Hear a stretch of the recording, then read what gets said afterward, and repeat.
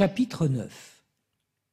6 jours après, Jésus prend avec lui Pierre, Jacques et Jean et les emmène, eux seuls, à l'écart sur une haute montagne.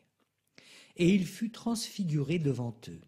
Ses vêtements devinrent resplendissants, d'une blancheur telle que personne sur terre ne peut obtenir une blancheur pareille.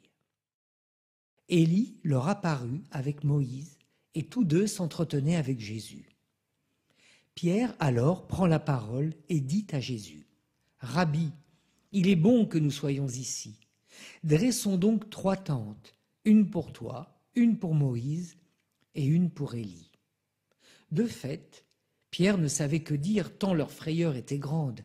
Survint une nuée qui les couvrit de son ombre, et de la nuée une voix se fit entendre. « Celui-ci est mon fils bien-aimé, écoutez-le. » Soudain, regardant tout autour, ils ne virent plus que Jésus seul avec eux. Ils descendirent de la montagne, et Jésus leur ordonna de ne raconter à personne ce qu'ils avaient vu, avant que le Fils de l'homme soit ressuscité d'entre les morts.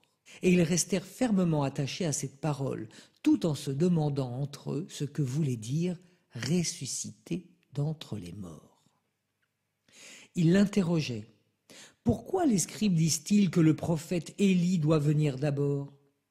Jésus leur dit : certes, Élie vient d'abord pour remettre toute chose à sa place. Mais alors, pourquoi l'Écriture dit-elle au sujet du Fils de l'homme qu'il souffrira beaucoup et sera méprisé ?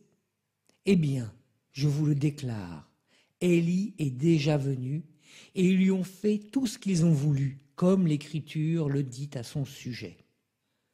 En rejoignant les autres disciples, ils virent une grande foule qui les entourait et des scribes qui discutaient avec eux. Aussitôt qu'elle vit Jésus, toute la foule fut stupéfaite et les gens accouraient pour le saluer.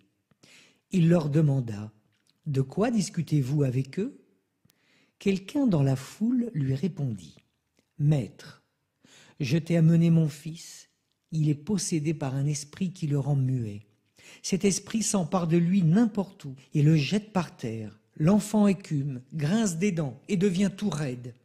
J'ai demandé à tes disciples d'expulser cet esprit, mais ils n'en ont pas été capables. » Prenant la parole, Jésus leur dit : « Génération incroyante, combien de temps resterai-je auprès de vous ?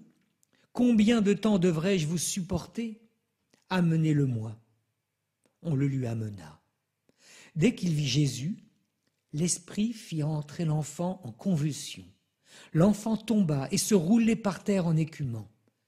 Jésus interrogea le père. « Depuis combien de temps cela lui arrive-t-il » Il répondit : « Depuis sa petite enfance.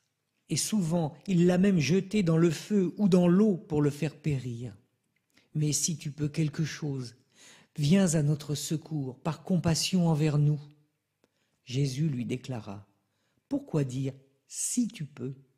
Tout est possible pour celui qui croit. » Aussitôt, le père de l'enfant s'écria : « Je crois, viens au secours de mon manque de foi. » Jésus vit que la foule s'attroupait. Il menaça l'esprit impur en lui disant : « Esprit qui rend muet et sourd, je te l'ordonne, sors de cet enfant et n'y rentre plus jamais. » Ayant poussé des cris et provoqué des convulsions, l'esprit sortit.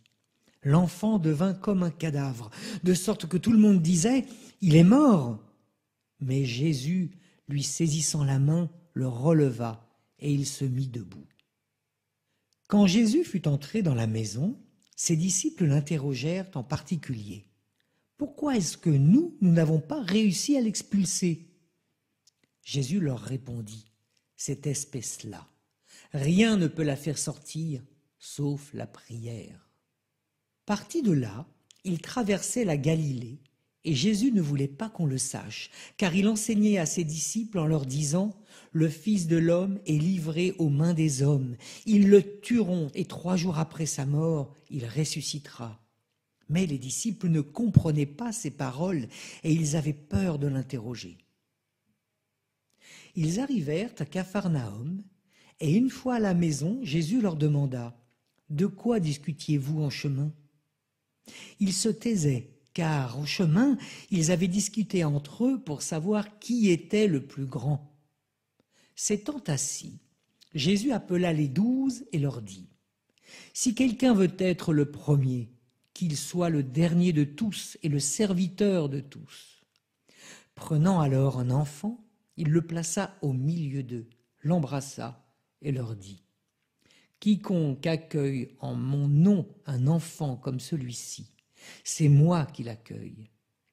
Et celui qui m'accueille, ce n'est pas moi qui l'accueille, mais celui qui m'a envoyé. » Jean, l'un des 12, disait à Jésus : « Maître, nous avons vu quelqu'un expulser les démons en ton nom, mais nous l'en avons empêché, car il n'est pas de ceux qui nous suivent. » Jésus répondit : « Ne l'en empêchez pas, car celui qui fait des miracles en mon nom ne peut pas, aussitôt après, mal parler de moi. Celui qui n'est pas contre nous est pour nous. Et celui qui vous donnera un verre d'eau au nom de votre appartenance au Christ, amen, je vous le dis, il ne restera pas sans récompense.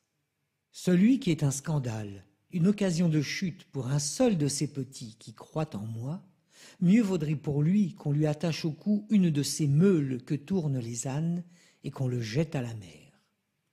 Et si ta main est pour toi une occasion de chute, coupe-la. Mieux vaut pour toi entrer manchot dans la vie éternelle que de t'en aller dans la géhenne avec tes 2 mains, là où le feu ne s'éteint pas. Si ton pied est pour toi une occasion de chute, coupe-le. Mieux vaut pour toi entrer estropié dans la vie éternelle que de t'en aller dans la géhenne avec tes 2 pieds. Si ton œil est pour toi une occasion de chute, arrache-le. Mieux vaut pour toi entrer borgne dans le royaume de Dieu que de t'en aller dans la géhenne avec tes 2 yeux, là où le ver ne meurt pas et où le feu ne s'éteint pas. Chacun sera salé au feu. C'est une bonne chose que le sel, mais s'il cesse d'être le sel, avec quoi allez-vous lui rendre sa saveur ? Ayez du sel en vous-même et vivez en paix entre vous.